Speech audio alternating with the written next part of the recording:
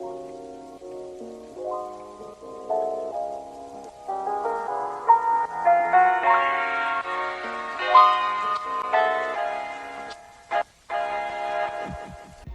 friends, Juliana here, and happy December, question mark. Wow, okay, at least it's almost 2021. Feeling mildly hopeful. Yeah, here we go. I am currently recording this voiceover as I sit by a very warm, cozy fire. You probably can't hear it, but it is crackling very nicely next to me. Oh my god, I'm so awkward. Okay, but hi, December. I decided not to make this month like overtly holiday, but more just like vibes, if you know what I mean. So I went on this cover page with a cute little duo of Christmas drinks slash mugs, and I actually don't like how it turned out the first time through, but I decided to put a little bullet journal hack. Just decided to cut a little bit of paper out from the back of the journal from one of the extra pages and just tape it over the front and redraw the same doodle but with stars instead of nothing and coloring them in different, more festive holiday covers. Okay, interesting.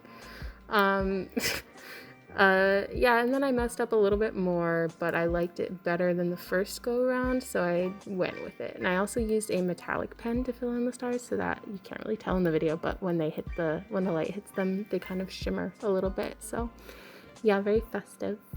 And then I moved on to my calendar for the month of December. I figured that since like school stuff would be winding down this month, I would make it a little bit less large. So this month I just made it for one page, and I figure that anything I need to fit will fit into the little boxes. And they're kind of weird, they're kind of rectangular. But I wanted to still do it vertically because it's kind of annoying to have to like turn the entire journal. So yeah, long story short, it's a little bit different than usual, but I think it should be fine for this month. I normally don't have to write that many events in like the individual days anyway.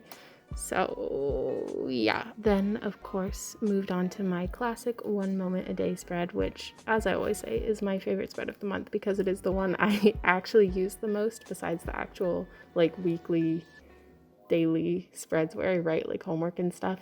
But basically I just throughout the month pick 1 moment of my day that I liked the best so that I can look back at it and remember later. Then after that, I moved on to my mood tracker. And this month, instead of sketching out all the doodles beforehand, I just kind of rolled with it and did them for the first time in pen, just hoped that they would go well. And I think it turned out pretty good. And I did a selection of various holiday-ish / wintertime items that didn't really have a unifying theme except for time of the year, which looking back on it, maybe I should have like chosen one like presents and Christmas tree or like warm mug and food and not just like snowman and candy cane and Christmas tree, but whatever.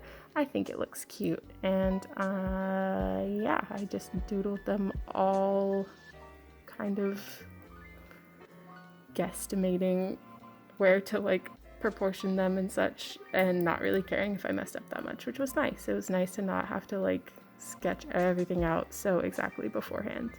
I think my favorite doodle was, I don't know, I like the Christmas lights. I would say like looking at me drawing it, I think the snowman is really cute, but I like the Christmas lights. They were cute too. And then I don't know if I said this in my last video, but I'm really bad at remembering to fill this in, especially because it requires me like getting out colored pens. So instead of using colors for different moods this month, I decided that I would do different like line directions to fill in the various moods. So yeah, yeah, that's basically it. And then I made a little key up in the top right for like happy, meh, bad, anxious. And that's how it turned out. This is always one of my favorite spreads because I think it just looks the cutest. Then on the next page, I did a sleep tracker, which I haven't done in a long time, question mark. I did one in October, and that was the first time I'd done one in probably like over a year. And I actually really liked it and thought it was very useful to like see how my sleep correlated with my moods and stuff like that. So instead of a habit tracker this month, I just decided I would track how many hours I sleep in a month. Easy peasy. And then I really didn't like put any sketches and doodles on this page because I figured when I like highlight the lines to show how long I slept, it would kind of do the job for me. And then I had a special spread. This one is specific for like the holiday season, obviously, but I made a gift guide, which was just really simple. I think I made one of these like 2 years ago where I had myself put in the price of all the objects, but instead of putting in the price, I just wanted to write down the person, what I was getting them, and if I had actually done it yet, because my follow through is not very good. So I made a spread and then wrote down all the people I need to remember to get gifts for.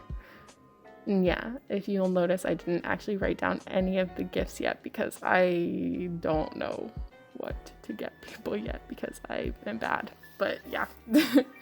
And then for the last spread that I did for this month, I just did my first week of December where I'll write down my assignments, etc. Very boring, but I actually think I like this little header the most out of all the ones I did this month because it looked kind of like sophisticated or something. I don't know, maybe it was the colors I used, but I really liked how the December and the mug and the little stars all looked together. And yeah, I'm excited to fill this out.